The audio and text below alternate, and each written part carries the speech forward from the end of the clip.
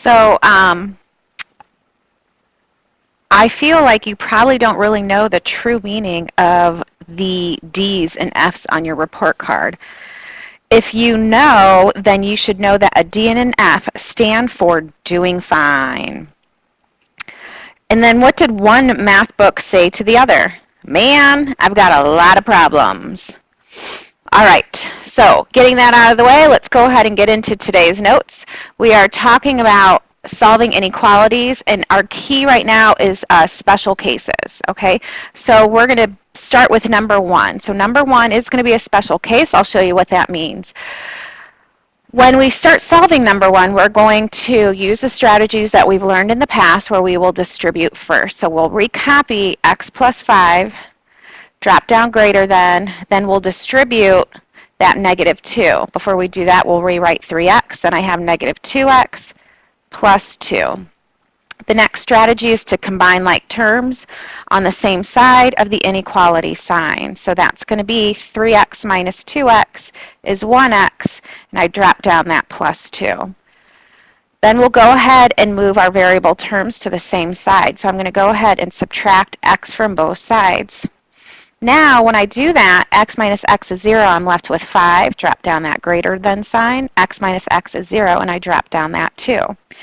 Now, back with equations, when we would eliminate our variables, we would talk about, if this is a infinitely many or no solution. And they would have to equal each other or they don't equal each other. Well, with inequalities, it's a similar kind of question, but it is going to be using that sign that we have. So 5 is greater than 2.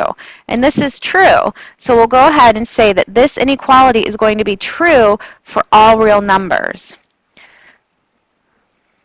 So let's write that in. True for all real numbers.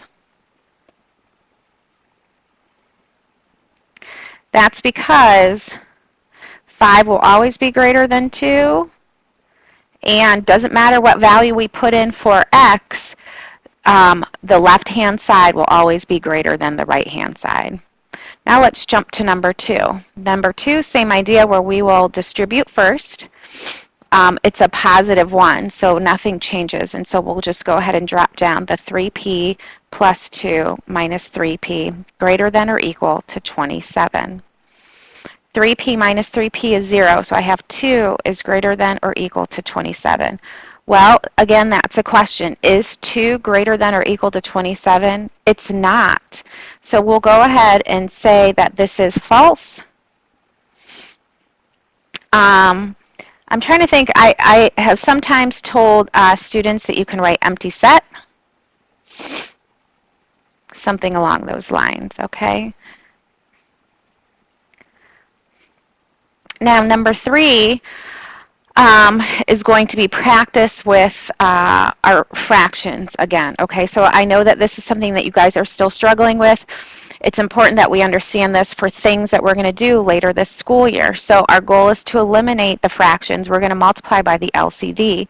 So between 5 and 2, the LCD is 10. So I'm going to multiply each term by 10. So 2/5 times 10 is 4. And so we'll have 4x. 10 times negative 7 is negative 70. Drop down that sign. 10 times negative 8 is negative 80. And half of 10 is 5. We'll have that 5x. Okay, and now we can go ahead and solve this inequality like we normally would, where we will subtract 4x from both sides. We get negative 70 is less than negative 80 plus x. Now I'm going to go ahead and add 80 to both sides. When I do that, I have 10 is less than x. Okay, now we haven't worked with this too much where I have the x on the left-hand side. You can leave it in there. Remember, whenever we talk about inequalities, you have to label the variable or state the variable first. So x is greater than 10, or you could rewrite it so x is greater than 10. Okay, either way you do it is correct, but make sure when you create your number line, you do your number line correctly. So if I 10, I have an open circle. So again, 10 greater, x greater than 10, that is going to be to 11 in my greater than numbers. And so let's go ahead and highlight this.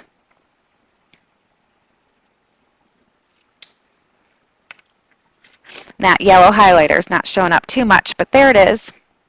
Now number four, there's multiple ways that you can solve number 4. You could look at it as a two-step equation. You could look at it as a fraction equation, or you can try and create a proportion. So 3 different ways that you can solve this. I want you guys to do what's easiest for you. So I'm going to go ahead and keep practicing those fraction equations. So my fraction equation is, again, we look for the LCD. The LCD is 8. Okay, so we're going to eliminate those fractions. I'm going to multiply every single term by 8. So 8 times 40 is 320, greater than. Negative 9 times 8 is negative 72. Negative 7/8 times 8 is negative 7x. And now I just solve for x. I'm going to start by adding 72 to both sides. 320 plus 72 is 392, greater than negative 7x. My last step, I divide each side by 7. And so 7 goes into 39 5 times. My remainder is 4. 7 goes into 42 6 times, and it's a negative. Just doing that in my head. We divided by a negative, so we got to flip that sign. So again, when we create this number line,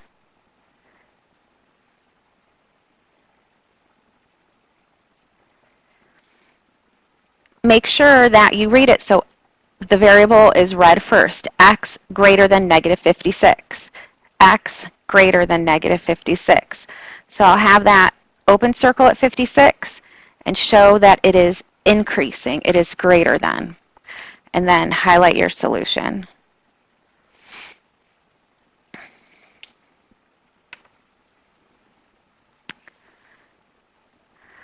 I have number 5 circled. We'll do that next time I see you in class. Let's go ahead and work on number 6. Number 6 is, so it's a multi-step equation. It has decimals. I'm going to show you just a different way of solving this. You don't have to do it this way on your homework unless you find that it is helpful. So on problems like 3 and 4, what we were doing is we were eliminating fractions. Well, you can also eliminate decimals. And so all you do is you multiply by your, I guess, base value of your smallest decimal. So my smallest decimal is 3/100.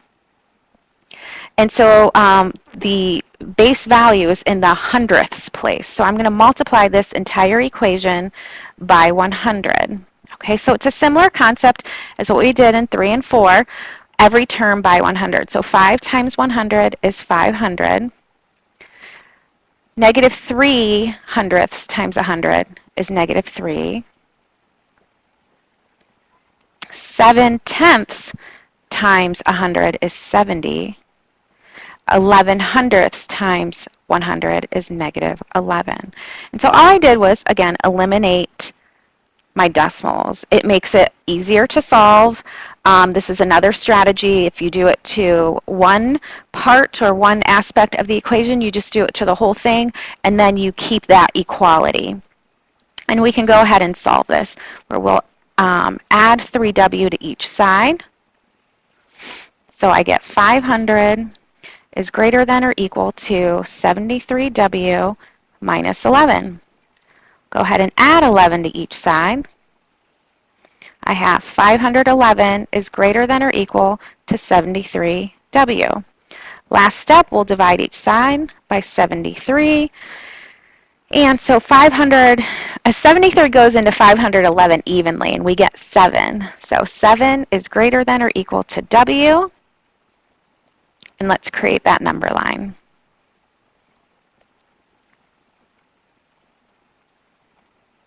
Close circle. And so remember, we are going to read the variable first. So w less than or equal to 7. If I want to, I can rewrite it as w is less than or equal to 7. Both ways are right. Just make sure your inequality matches the solution. And so since I have a closed circle, I'm going to also highlight that closed circle, signifying that it is part of the solution. Now, number 7 we'll do next time in class, because the answer for number 7 will practice that distributive over division. You'll see that in that problem. And then number 8, we can go ahead and do this one. This is a practice on literal equations. So our goal is to solve for s. So I see this n on the outside of this big parentheses, and so that's what I'm going to start with first, is move that to the other side. So we'll go ahead and divide both sides by n. I'm left with bn is equal to s minus h all over 41. From here, there's two ways to solve this. You can cross multiply, okay?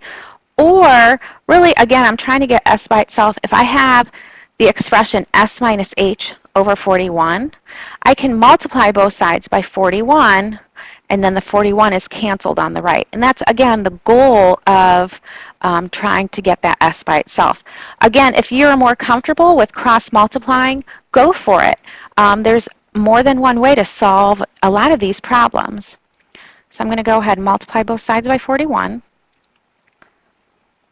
41 cancels, so I have 41b over n is equal to s minus h.